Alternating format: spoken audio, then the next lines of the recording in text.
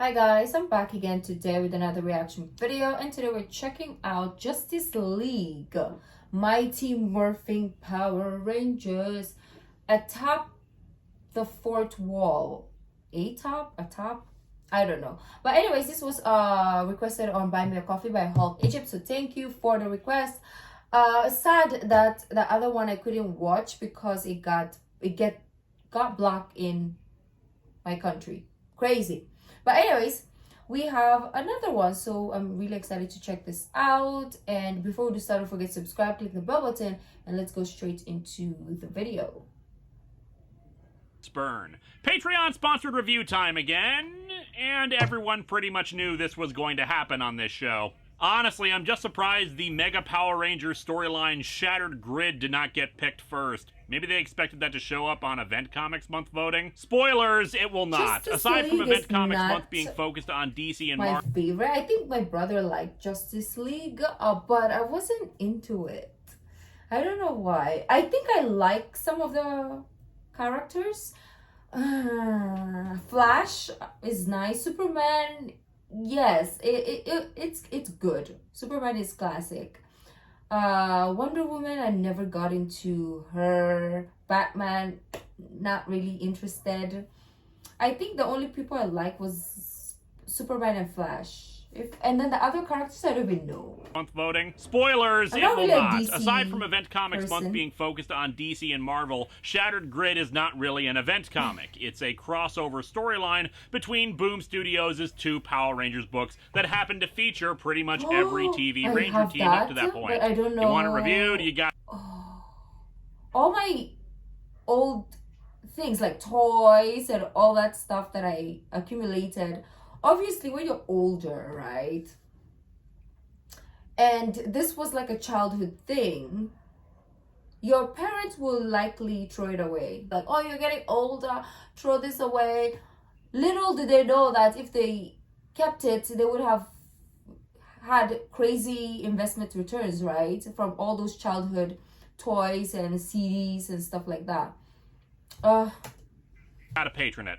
Anyway, I don't have much to say about the making of this. As far as I can tell, DC got the ball rolling on it, contacting Boom Studios to see if they'd be interested. Wait, they have a... I don't know if I remember doing this. the crossover, and they were all, hell yeah. The writer, Tom Green Taylor, Lantern? has experience writing both this version of the Mighty Morphin team and the Boom Studios continuity, and more notably, the critically acclaimed Injustice Gods Among Us series for DC. The Boom Studios version of Power Rangers basically takes the same premise of Mighty Morphin Power Rangers, but done with a modern setting and dialogue, still having some of the cheese factor of how goofy the show was, but having a more realistic style to it. For instance, the team being a little hesitant to trust Tommy when he joined their ranks, since he had just finished being evil and all, and they didn't really know him that well. Or Bulk and Skull being their amazingly wonderful selves, but now they're doing, like, YouTube vlogs and stuff too. And let's face it, a Bulk and Skull YouTube channel would be the most brilliant series ever, but they'd probably edit out every time they face planted into mud or whatever to make themselves look better. It's kind of funny, but it seems like 2020 on Atop the Fourth Wall is year of the crossover, because we have a ton of weird crossovers going on throughout the year. Starting off with Batman Aliens, Revolution, Superman and Muhammad Ali, and now this one. Event Comics Month 3 is coming up later in the year, and there's another one that'll be coming up in 2 weeks. It's completely unintentional, but some of these are fairly recent comics, so it really feels like people these days want more and more crossovers between material. Still nobody requesting the Alien Nation and Planet of the Apes one, though. In the meantime, let's dig into Justice League / Mighty Morphin Power Rangers and see how it turned out. Yeah, I don't know this one, so it's interesting.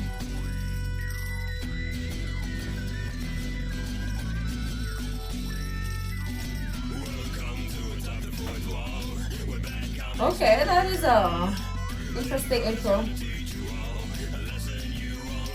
Oh, it's his channel, Atop the Fourth Wall. Archie! Oh my god.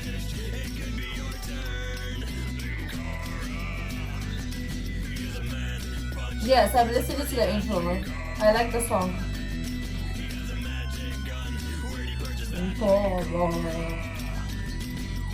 Linkara. Saga.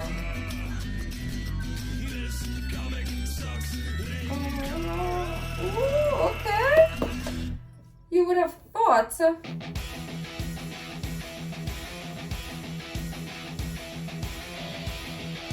Reading from a trade, and this is 6 issues, so no looking at the covers. But damn, are there some good ones in there. Anyway, Actually, we open over good. Angel Grove, home of the original Mighty Morphin Power Rangers, as the caption reminds us. Home to their families, whom we only saw that one time, and they all dressed color-coded just like them, so it's not like the teens did it themselves. Over 376,000 people live in Angel Grove, and yet we only ever see like 50 of them at most. Or they did. Is this like a comic? It's not really like a show? Or was it put into a show? Or made Why do into you a think show? there's an entire abandoned buildings district?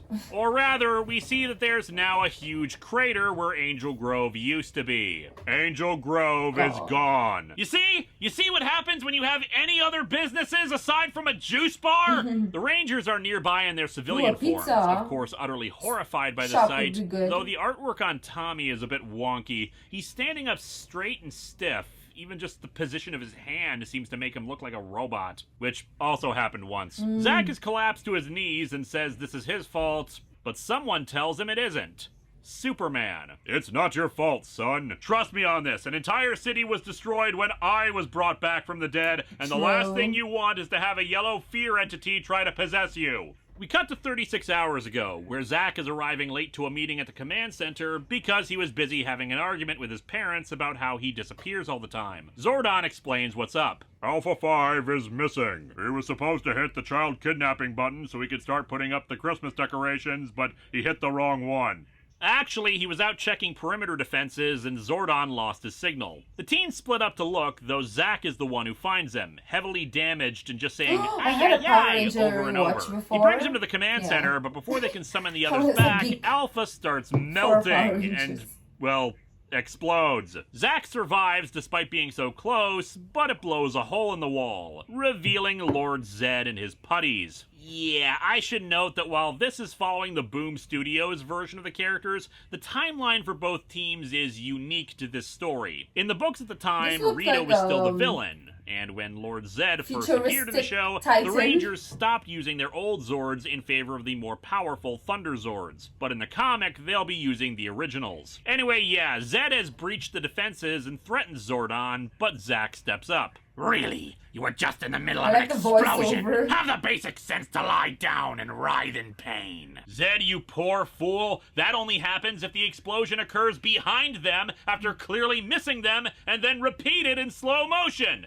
Callous explosions are the only thing that can cause serious harm. Passion.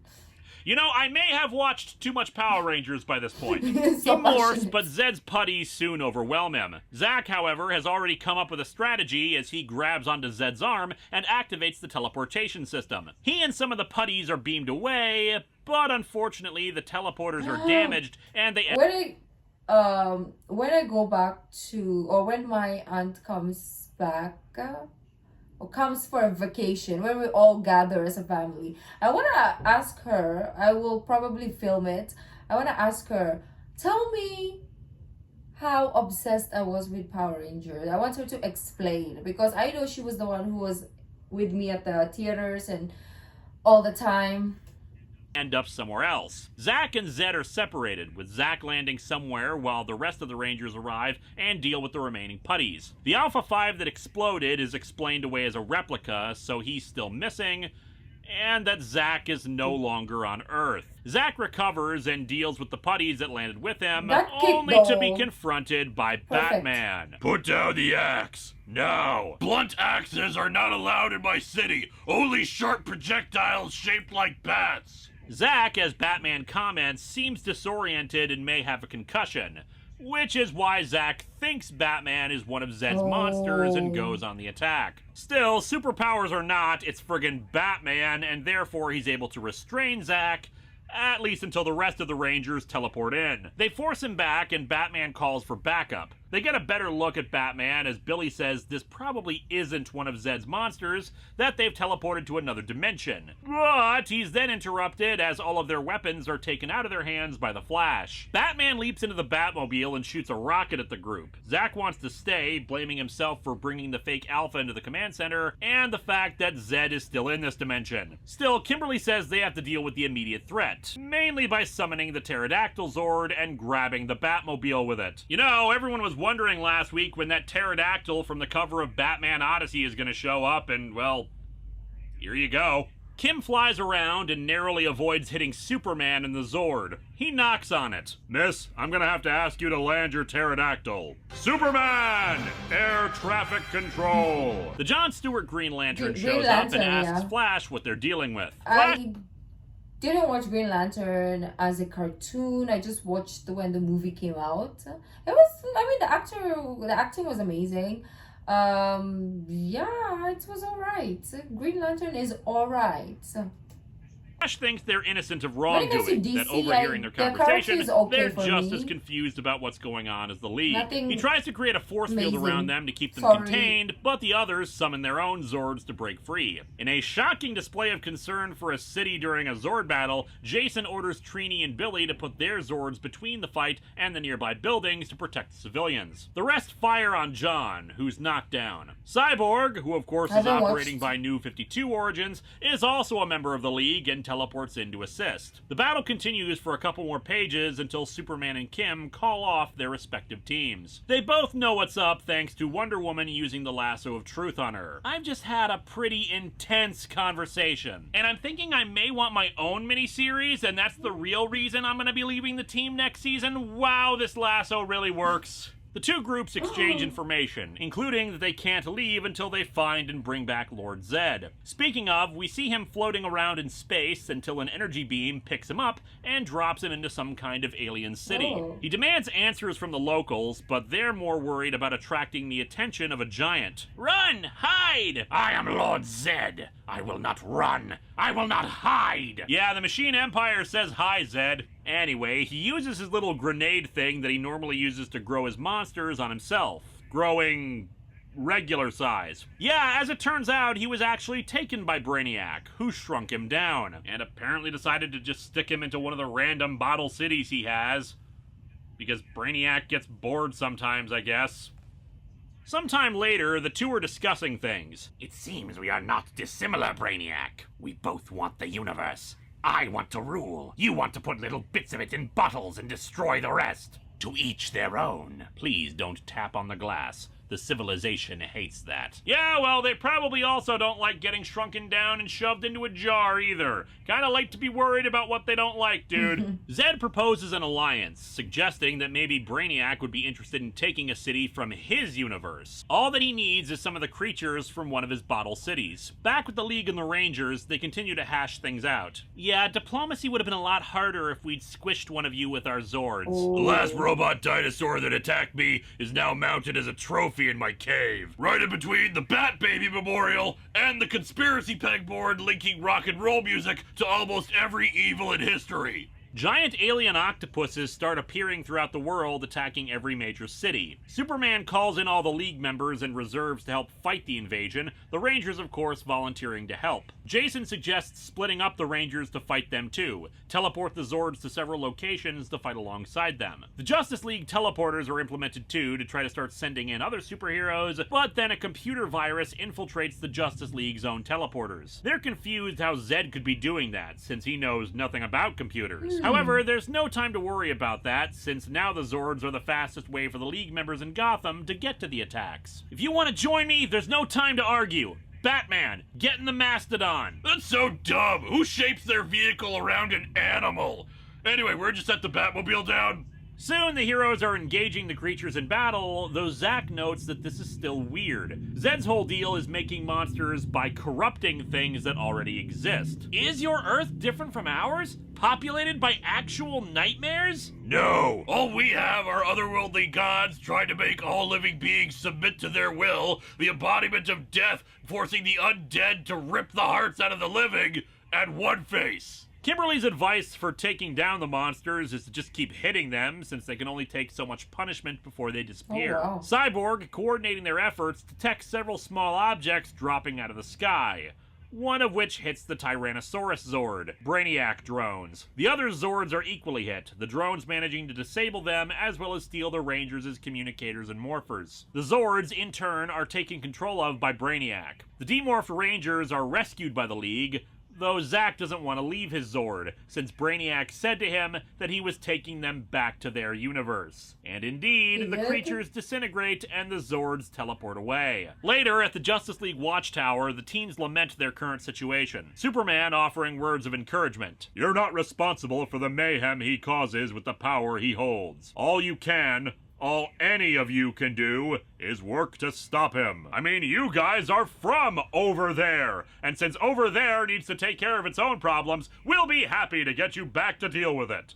They discuss how they'll need a way to travel back to their own universe, and Billy has an idea, wondering if the DC Earth has a large Hadron Collider. And indeed, they head to Switzerland and the CERN facility. The teens are a bit confused that they can just ask the scientists in the facility to borrow the thing, but as a reminder, Superman, who in this panel apparently forgot his stupid little S-shield symbol on his knot belt, and the end result is that it kind of looks like the two other halves of it are pointing at his crotch. He also kind of looks like he has a 5 o'clock shadow. Weird. Anyway, the scientists are happy to help, though they're a little skeptical that Billy is the one who came up with their idea. He looks about 12. Oh. He's one of the greatest scientific minds of another world. He's not wrong. Billy once built a flying car in his garage just for funsies. Zack, meanwhile, is worried about his family and how their last conversation was an argument. "Zack, it won't be the last thing. I promise you'll have many more chances to argue with your parents about absolutely nothing. Just wait until you tell them you're going to a peace conference and never returning."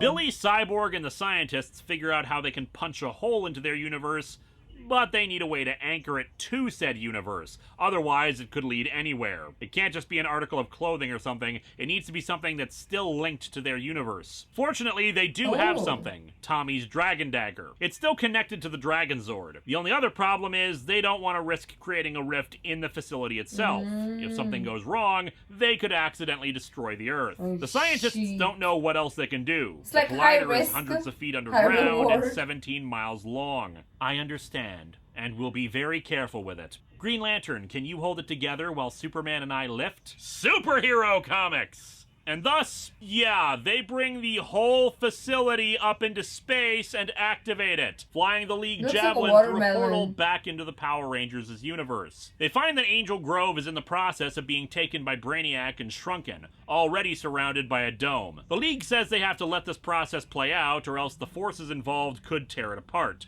Zack runs back towards it, and what a coinkydink! He's nearby where his parents are. They can't hear each other, but they understand one another well enough. His parents just happy he's not inside the dome, while he declares that he'll save them. And that brings us to the beginning of the comic, with the city gone, shrunken, and a crater left in its place. Unfortunately, that also includes the command center. While it's out in the desert, I've got to imagine Zed was smart enough to get it taken too. They know Brainiac's ship is in orbit, so they just need a strike team to go up there and retrieve Angel Grove, and another team to defend the Earth, since Brainiac tends to destroy a planet after taking a city. The Rangers want to help. Are you kidding? You're powerless.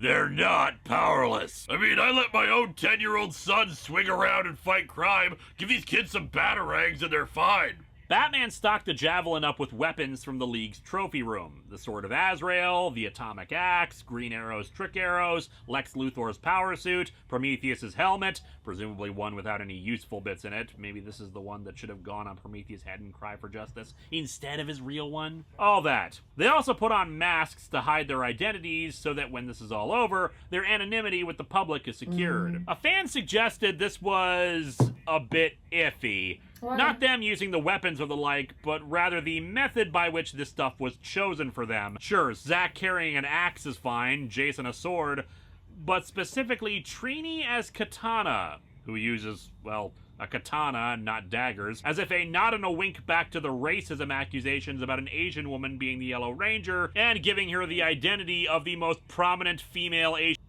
Why can't a character stay true to their culture, right? Is that bad?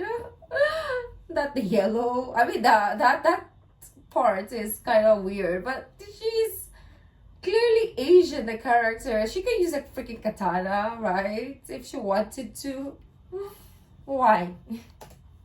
Asian character associated with the League. I see what they're saying. There's no particular reason why katana stuff was used, when I'm sure they could have just dug out someone else's stuff for daggers instead of another Asian character's look and motif. But I don't think it's as bad as suggested. Seems more like, here are recognizable Justice League heroes and villain stuff you can use. And they just went with, here, female character stuff and female characters' weapons. That being said, Jason is wearing Red Hood's helmet, and he's not a League villain, but whatever. Oh, and Kimberly is awesome when she's checking out the boxing glove arrow. I get it. It's for when you want to punch someone who's a long way away. It makes perfect sense. Would have made some seasons a lot more entertaining, I can tell you that. Anyway, the strike team gets on board Brainiac's ship, Cyborg locating the Rangers as morphers and power coins. Superman retrieves them, but just as Zack is about to morph, Cyborg is taken over by Brainiac and shoots him. The problem with making Zack the main focus of this miniseries is that he's also the comic's punching bag. With no other choice to stop him, Billy impales Cyborg on his power lance. Managed to punch a hole into another universe, but can't think of any other way to stop a friend and ally other than stab him in the stomach. At NATO headquarters, where the disappearance of Angel Grove is being discussed, Wonder Woman and 3 of the Rangers show up to explain what's going on and to rally the people of Earth to fight the approach of Zed and Brainiac. And indeed, Flash... I actually like the Wonder Woman movie. The recent one, right? I don't like the cartoon, but I like the movie. Wonder Woman, yeah. That's the only time I really liked her character, is when the movie came out. Soon locates Zed, creating monsters to begin their larger assault, while Green Lantern engages Brainiac drones in orbit. Back on board Brainiac's ship, the heroes reunite, and we see that apparently Billy took the time to not only stick Trident in Cyborg along with the power lance, but even move the spot where he stabbed him from his stomach to his chest. Great continuity! Brainiac's still functional though, but fortunately with Superman and Batman there, he's restrained and his systems rebooted to purge Brainiac. There's a hole in me? Yeah, sorry, I stabbed you. Ooh. I aimed for where I figured your non-essential human bits were though. It's a good thing that humans don't have any essential parts in their chest. They locate Angel Grove and elect to come back for the other cities later. However, while he was connected to Brainiac, Cyborg detected that there was someone else aboard the ship with them. Alpha 5. Speaking of, Brainiac is talking to him. I've not had the chance to interact with another binary creature who has achieved sentience. I mean, I tried interacting with Facebook that one time it gained consciousness, but that was a conversation I don't want to repeat. Brainiac wants to know why Alpha works with humans, and he of course does it because they're good people doing good things. That thinking seems flawed. Simple. There's nothing wrong with being able to feel empathy, Brainiac. Only machines can't feel. So my Roomba was lying to me when it said it loved me? You said you destroy planets and put cities in bottles? I consume their knowledge. It becomes mine alone. I learn. And then what? Because that all sounds a bit selfish, and thinking only of yourself isn't sentience. Alpha 5 dropping philosophical bombs is not what I was expecting out of a crossover between Power Rangers and the Justice League. He continues on as the heroes on the ground engage the Brainiac drones, talking about how it's about standing with others and thinking of something beyond yourself. As Superman heads out to rescue him, Alpha even questions the entire bottling cities philosophy, denying those people a future and only gaining a snapshot of their existence, not getting to see everything they've yet to learn. What if these civilizations haven't invented digital watches or the McRib? You're denying these species everything they could be! Superman shows up, but Brainiac is ready for him with a shard of kryptonite. Fortunately, the rest of the heroes ignored Superman's instructions to leave with Angel Grove and instead come to the rescue, dismembering Brainiac in the process. They take his cut-off arm with them and reunite with the rest of the team on Earth. Billy has a plan to use the arm to defeat Brainiac and utilize his tech to restore Angel Grove, but it'll take time. We can't risk summoning our Zords. Brainiac could still take them over and use them against us. Man, wouldn't it suck if he had already done that and we just forgot that happened? Zed enters the fray with some monsters, throwing one of his growth grenades at it, but Flash intercepts it and punches out the monster first, much to Zed's confusion. Flash hands the grenade to Alpha and tells him to keep it safe. A Brainiac drone approaches him and demands he hand it over. I don't want your destruction. I plan on keeping you, but I will destroy you if you frustrate me further. I get that you don't have any friends, which is probably why you want to keep me, but you've threatened my friends, you've threatened their home, and you've taken their families. I'm not really gonna stand for that. And thus, Alpha uses the grenade on himself, growing giant-sized. Whoa. Now all the children of the world will have a magical Christmas! He also punches a giant sandworm. Who shall we have worm sign the likes of which even God has never seen? Ay, yay, yay! Alpha, this is amazing and all, but we are not adopting that as the battle cry. Given how dangerous it is, they elect to move Angel Grove away from the area, but then the Rangers realize that the command center isn't inside the bottle. And indeed, we spot where it is, in a tiny vial around Zed's neck. And it seems Zed didn't forget about the Zords that had been taken over, since he prepares to use them to attack. However, after examining Brainiac's arm, the team is ready. Cyborg allows himself to be taken over by Brainiac again. See, we studied you. Well, we studied your arm. We only scratched the surface, but we learned enough.